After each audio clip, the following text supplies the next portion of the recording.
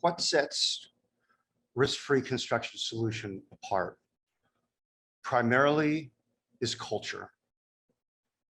Prior to risk-free construction, prior to developing risk-free construction, I worked with design firms for nearly 30 years, and I have seen what contractors have done in order to assert pressure and to extract as much money from not only architects and engineers, but also from owners. I've seen countless situations where what contractors and CMs have done have been completely unethical. For example, we had a situation where our client was an engineer and they hired a general contractor. It was for a $50 million housing project.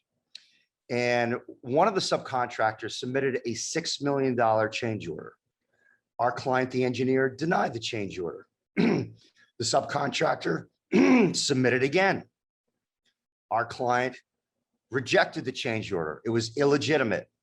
So the subcontractor decided to sue the engineering firm.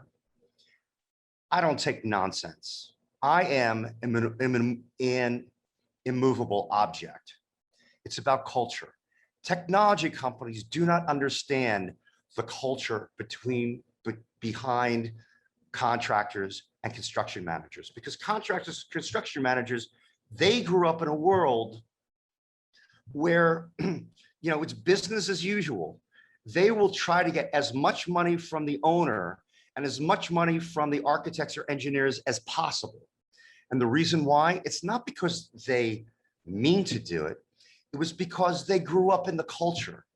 If one of their parents was a contractor, they grew up in that culture. If you start out in the construction industry, you're going to charge, the contractor is to charge as much money as they can possibly get away with. Our culture is not about money.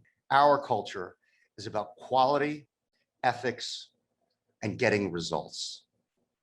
That's the difference between us and everyone else.